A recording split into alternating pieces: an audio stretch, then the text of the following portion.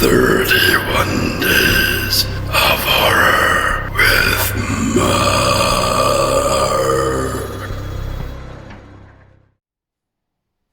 Good evening. Apologies I haven't done a video in a while, or if you've been enjoying the silence, you're welcome. I've decided to do a video this evening because I've kind of let them kind of slide a wee bit. I was doing them every kind of second day, but it's as I say, kind of fell by the wayside. I think the intention was to do an It video, but I kept putting it off because the films I was watching ended up quite kind of late. We sat and watched it chapter 1 and 2 back to back, so we were essentially we didn't go to bed till quite late, and then I watched the entire Resident Evil franchise in the next again day. So what I might do is I might actually talk about the Resident Evil franchise first, because that's actually that thing, and then the It chapter 1 and 2 video possibly I might kind of do in conjunction with watching the original miniseries, which I've never kind of seen, and so I might kind of do that as well. So in that regard, one second.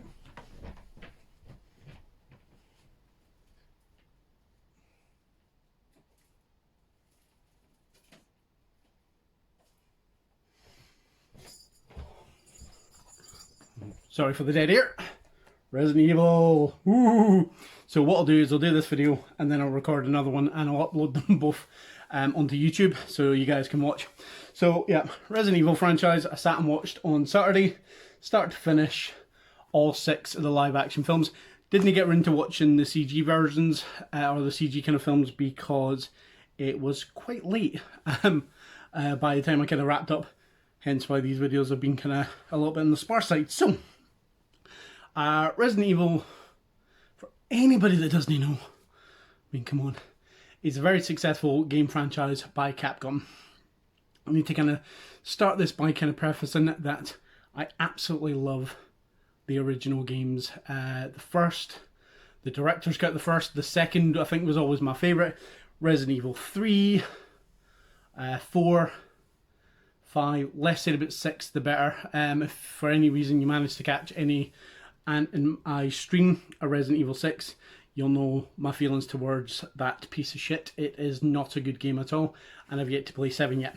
So, successful game franchise, which I've been a massive fan of since I were a lad, and I was able to kind of play them and kind of and I overplayed them to the point whereby I don't know if I could do it today because I'm quite rusty, but with regard to the original second and third one, I could complete in a sitting, and I think 2.5 hours for one, 2 for the other.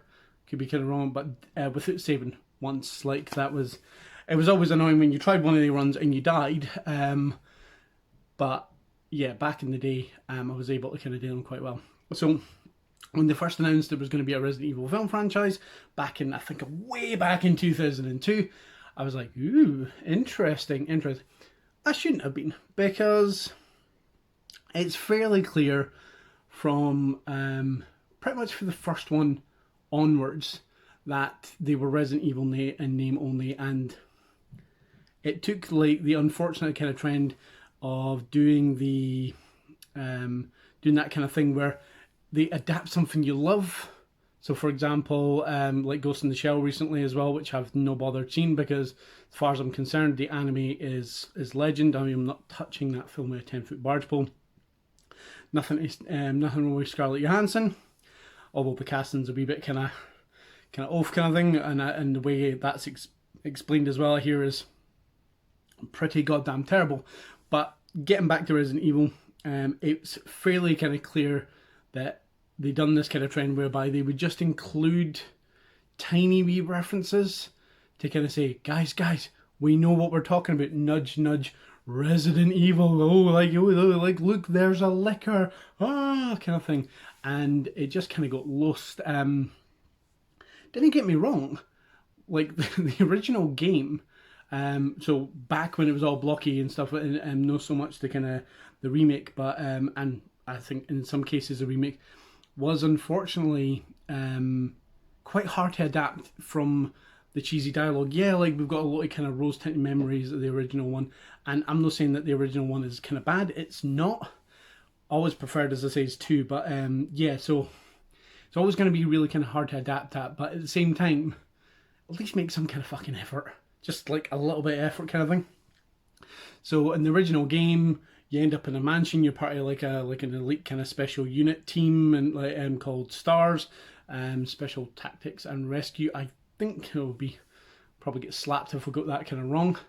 But yeah, so loved the kind of games. So as I say, so I watched the first film. I don't hate the first 3 films in the franchise. I really did. In fact, actually 4 was pretty alright as well. But they're no Resident Evil. Like, literally Resident Evil name only. Got a little bit of kind of like squee when they kind of mentioned like Nemesis in the first one and he appeared in the second and like stuff like that. But it's literally a franchise action vehicle for Milla Jovovich to like jump about, kicking stuff and ending up in scantily clad leather and like basically being an action heroine. And the only thing I can think of is it's effectively porn for Paul W.S. Anderson, because it's they're no like overly good, especially when it gets near the end. Some of the like especially 5 and 6. 5 I think is definitely the worst offender of the lot, because not only they're like, oh guys, it's Barry Burton, and you're like, all right, and Leon Kennedy, they've got this boy kind of effectively cosplaying as Leon just so they can actually have him in. Same with Ada Wong as well, and they're just shoehorned in to actually again do that whole thing where they're like, right, okay, we'll listen to the fans and we'll actually kind of like pretend like we know what they're talking about. And they didn't. They just, like, Paul W.S. Anderson just didn't give a fuck. He was just like, this is just an action vehicle for my other half, just so like she can run about like shooting zombies and exploding stuff and wearing kind of scantily clad kind of like weird kind of like rock gear. Like in the second one, she's got this kind of weird net top thing over, and then like I say, literally in one of the films, she is effectively in a leather kind of bondage suit kind of thing. So as I say, it reeks as something is like, ooh, I'm totally gonna watch the Resident Evil franchise later so I can beat one off. And I'm being Paul W.S. Anderson there, not myself, because nah. So yeah, so first one is as close as we're going to get, because it actually starts off in a mansion. Milla Jovovich wakes up. Actually, hang on, I'll kind of backtrack a bit. The opening scene to the first one is actually really decent. So it starts off in the lab, and you see somebody kind of like taking the virus out of the kind of container. And actually, I remember thinking that like the virus containers were really cool. It's like they're in like little glass containers with like a double helix kind of thing for the virus. I always thought that was pretty cool. Somebody releases the virus, eek, and the AI computer basically goes kind of homicidal and starts offing people to essentially try and contain the virus. Makes perfect sense, but it's kind of done in a really kind of horrific way. There's people kind of sealed in, and water's kind of released into kind of hermetically sealed labs, so effectively the people drown, and I think the first one as well, there's a decent amount of kind of tension as well.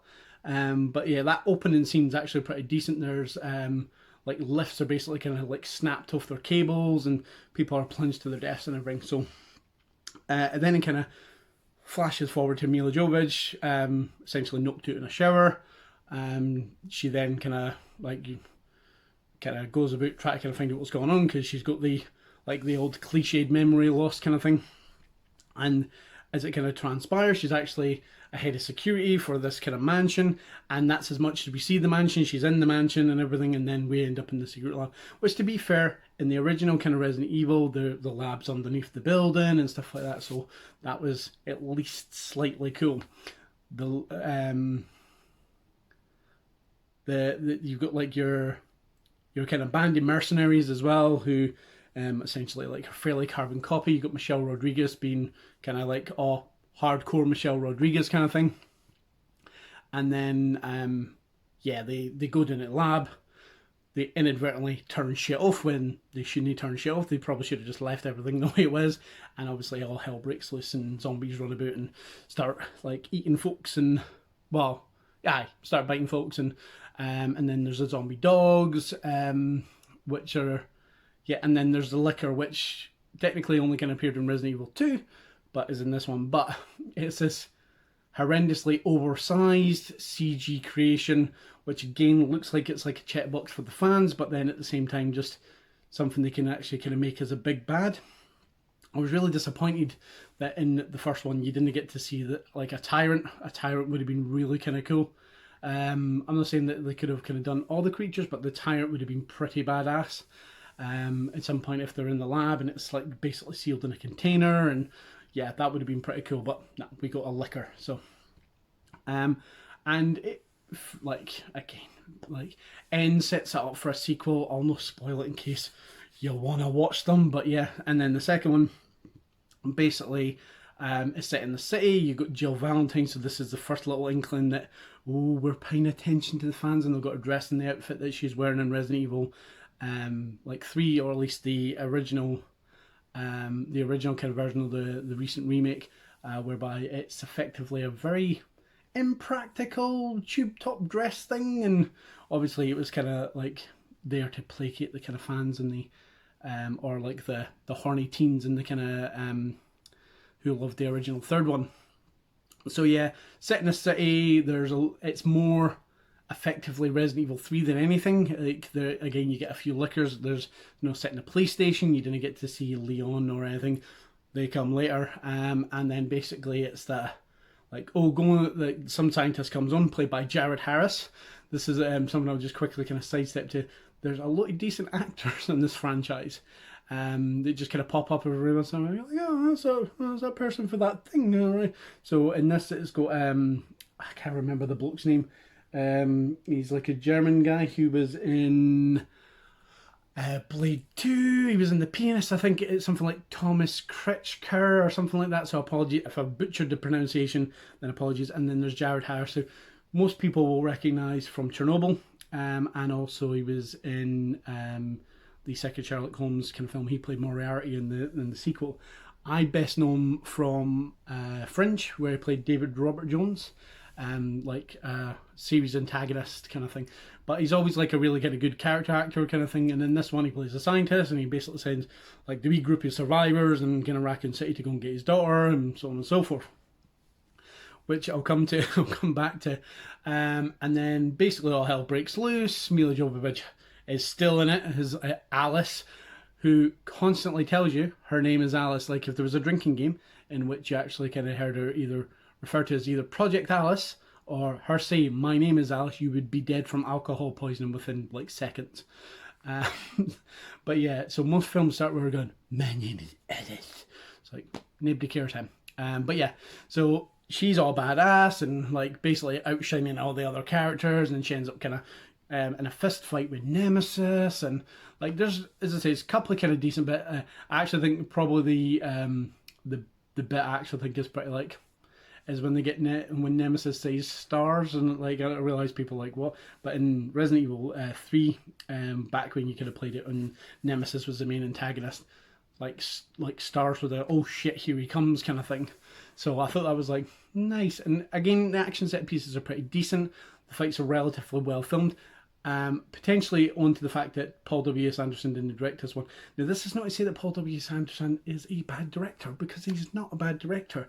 Because if you've seen Event Horizon, you know he is capable of a very decent, very effective kind of horror. And it's really kind of sad that pretty much after that, he went on to direct the Resident Evil franchise and continued to do so. I think with the notable exception, I think Death Race was in there somewhere, and I think he might have directed some other bits and bobs. But yeah, mainly the Resident Evil franchise for like almost 10 years. But yeah, so big fights, big explosions, decent set pieces. There's a scene where Mila Jovovich runs down a building.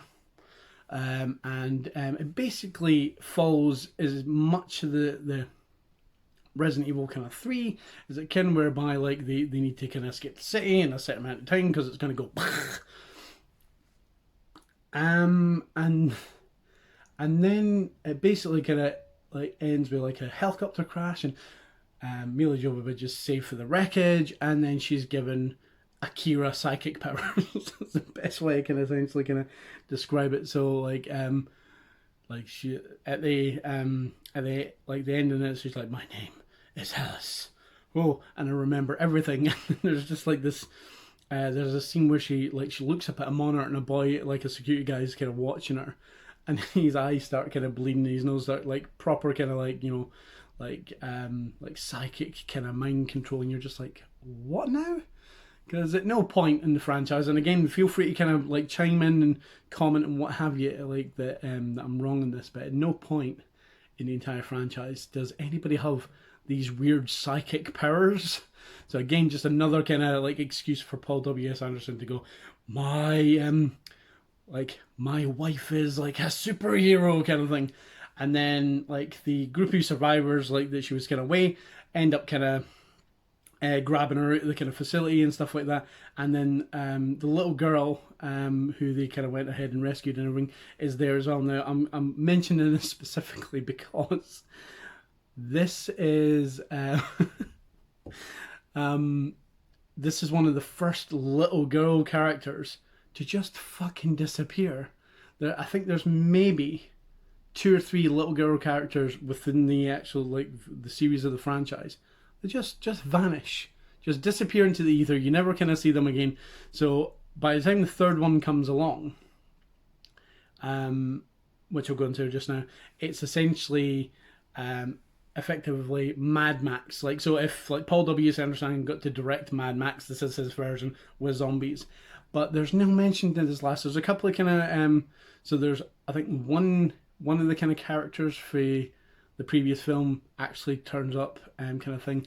Well, one of the like the good characters, the evil character played by Ian Glenn or Jorah Mormont in Game of Thrones, is there's the kind of the antagonist in this one, and he was in like at least in part in the second one as well. But so yeah, it's post-apocalyptic. There's sand and stuff. Like I said, I actually think this one's decent, but it develops a lot more with the psychic brain powers to the point whereby there's literally a scene as well where she's sleeping in the desert and she pretty much Jedis out. Like rocks and everything kind of lift up off the ground along with a bloody kind of bike, and it's like, come on now. Cool set of pieces. So zombies again like tend to take a back seat, although I will say that the zombie makeup is significantly more improved in this one than it was in the first two, to the point whereby for most of the 3 I was convinced it was Greg Nicotero, so the guy that does the kind of special effects on The Walking Dead. I was convinced, and when it turned up that it wasn't, I was like, alright. But again, just goes to show how much an improvement, because like in the first one it's like really kind of bad CG, kind of like bits missing for them, and it just looks really kind of gash. But in this one, it's proper kind of makeup effects. So the zombies, when they are actually kind of running about, apart from the Uber zombies, I think the Uber zombies are a bit shit looking, but the actual kind of what's it called? Like the normal zombies look pretty badass and what have you kind of thing. And there's a bit where they go to Vegas and it's all covered in like the desert and stuff. Like, oh, it's decent. Like, again, doesn't really kind of fit into the Resident Evil franchise. And again, it tries to kind of like, so you get Claire Redfield in this one, with no mention like of Chris or anything. So again, if you've kind of played any of the games, Chris and Claire are kind of brother and sister. Chris is in the first one, Claire is in the second one, and in the second one she's looking for a brother. Kind of makes sense, but they just shoehorn her character in again in this, and she's like the leader of this kind of survivalist convoy and stuff. And I think Ali Larter does a decent kind of job of being the kind of leader, but she's just kind of shoehorned in as kind of Claire. So yeah, so moving on for that kind of point, it turns out that Milla Jovovich is being cloned, and as such, she's pretty kind of pissed about that. She ends up in the secret facility, and then Ian Glenn, or Jorah Mormont, has kind of been like dosing, because I think he got kind of mauled by a zombie at some point, and as such, he is kind of mutating. And I noticed in the credits, I think probably for the first time, he's referred to as the Tyrant in the kind of credits, and there's a couple of elements there. In that, like for example, he has like a little bit of the heart sticking out kind of thing. That was always a cool thing about the Tyrant. I mean, overly exposed weakness with the heart just kind of thumping outside it kind of thing. But then it just kind of he just looks kind of rubbish.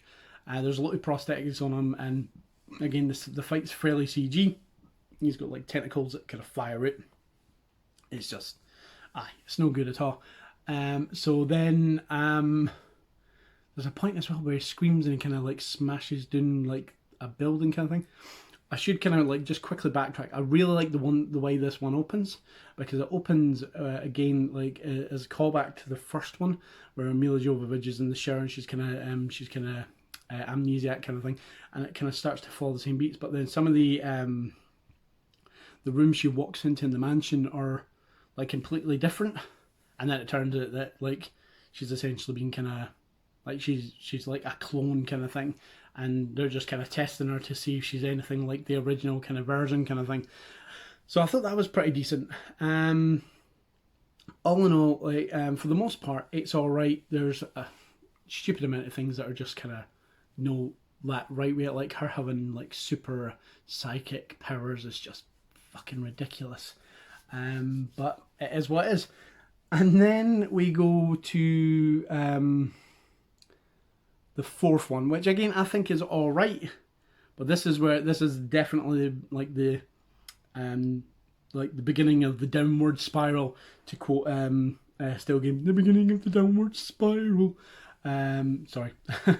But so this one starts with like Milla Jovovich clones attacking the big Umbrella facility as well.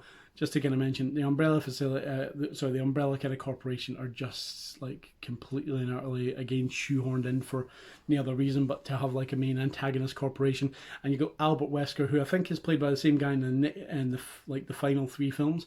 Different guy in 3, but like he's like finally introduced in 4. And oh my fucking word, they found a guy who they were just like, right, okay, what we need you to do is be the cheesiest villain ever. And he's like, sure. And he just goes with, so fair play to the boy. He properly nails the like over the top ridiculous villain thing. To the point whereby you just can't help but laugh almost every time he's on the screen. And so yeah, it starts off numerous Milla Jovoviches attacking stuff and what have you.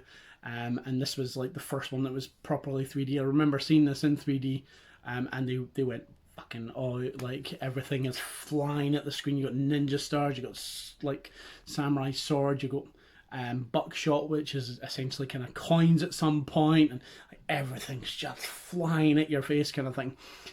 So it was just obviously and this is essentially where it fully decides it's more of an action like thing with some zombies in it, as opposed to like the horror kind of genre. Like the first 3 I think try decent stab at the horror. The third one starts to kind of teeter towards action by the end, but by the fourth one it's pretty much like, right, here's some action with some zombies in it, kind of occasionally kind of popping up going Arr.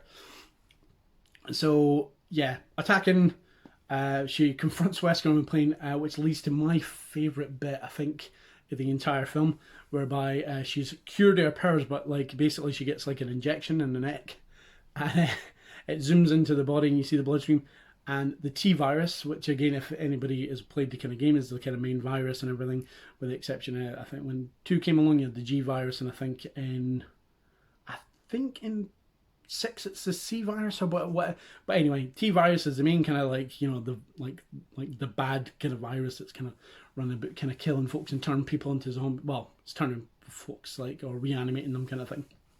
But when it zooms into her blood, the viruses are these little T's, and I piss myself laughing, because it's just like you doesn't have to take it so literal, like Paul, like oh, look at the little T, it's an evil T, and it's inside the blood evil T.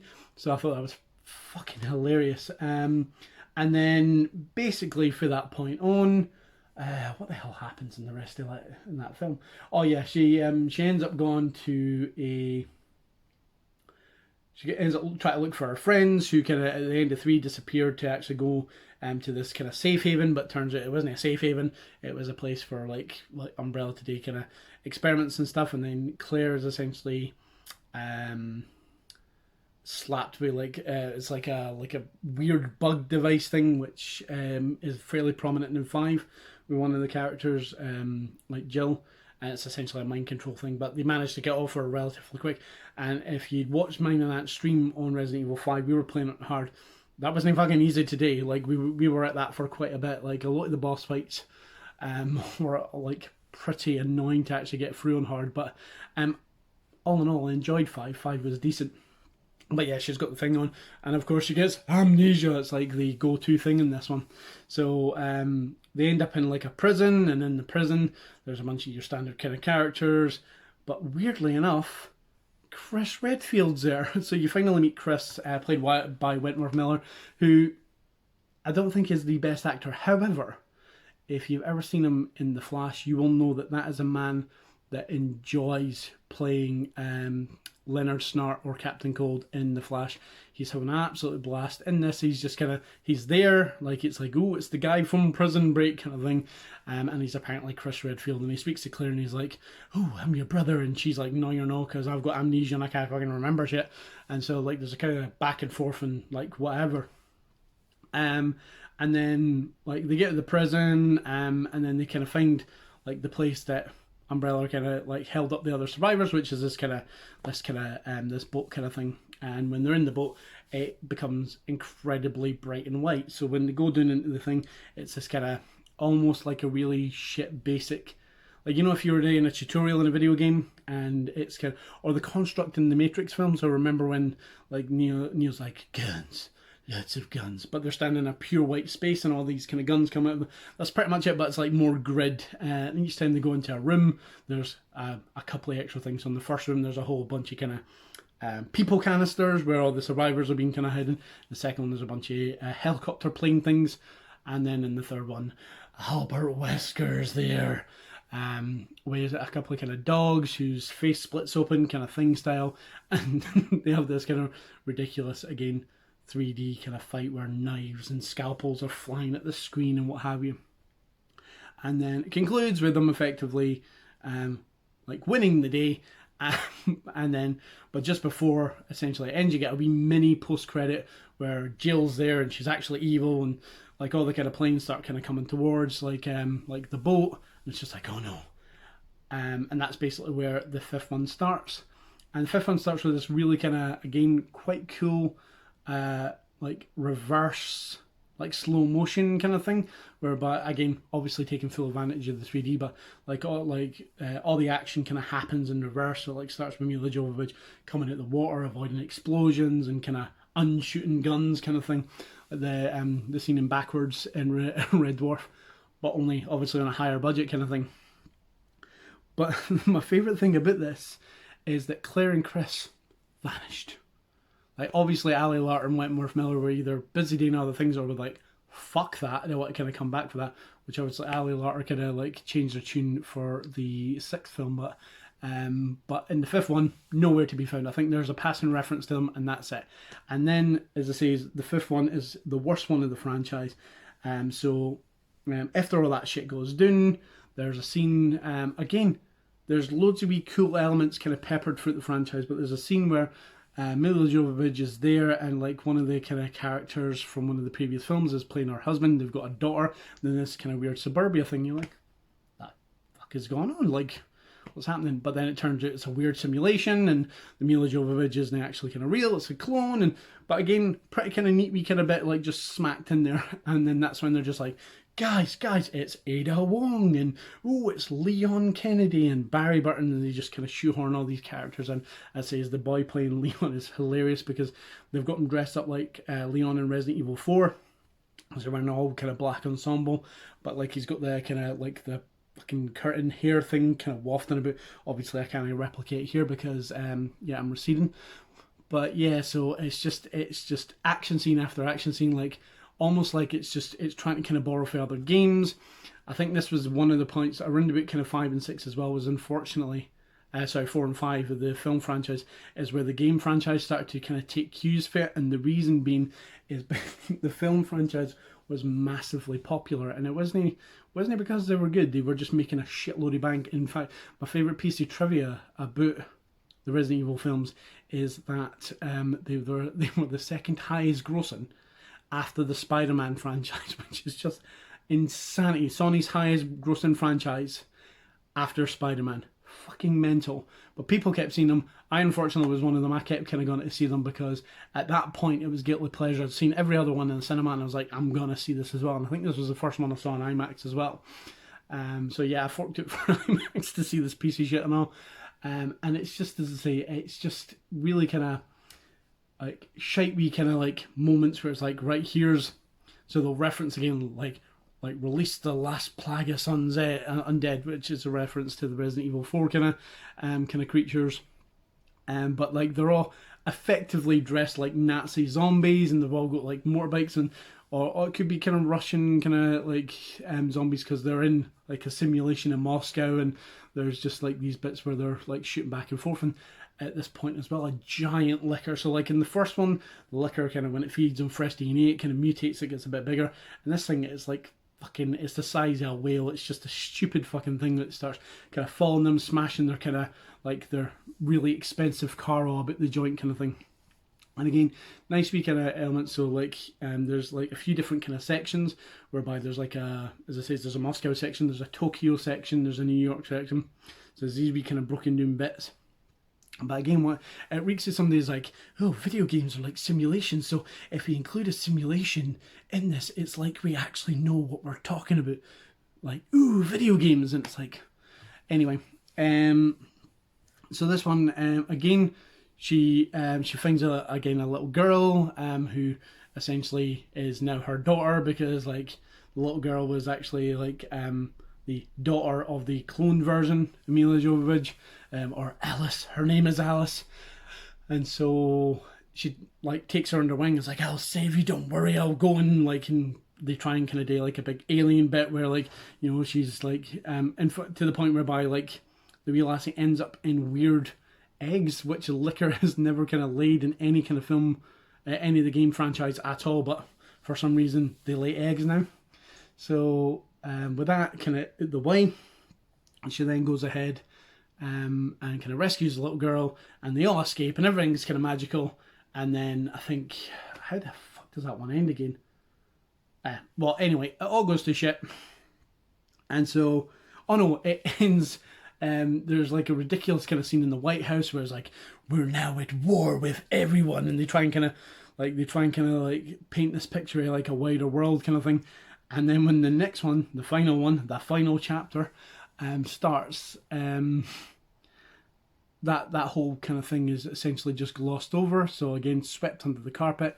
Everybody she had with her when she kind of went into the White House at the end of the last one, nowhere to be fucking found at all. Including, yet again, she's lost another fucking little girl. Like she just away.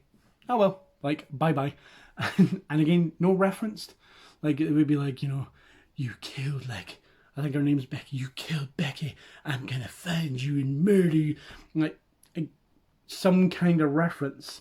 It's just kind of like, because the last three are written and directed by Paul W.S. Anderson, so it's just like he's like, shh, didn't happen. Shh. So it could again. So the third one, so the last one is the biggest offender kind of action sequences. Again, he borrows for things like, I'd probably say there a lot is kind of borrowed for like the Book of Eli, stuff like that. There's and again, it's more action orientated. You got Ian Glenn's back again, but in this one he's like a religious zealot kind of thing, and you're like, okay, whatever. And she needs to get back to Raccoon City, to the original place, because apparently the whole time they've had a super secret like antivirus which will save everybody and cure everybody and what have you. And you're like, okay, I'm just going to call attention. So she's contacted by the Red Queen, which in the original film is the AI that basically goes ahead and murders everybody.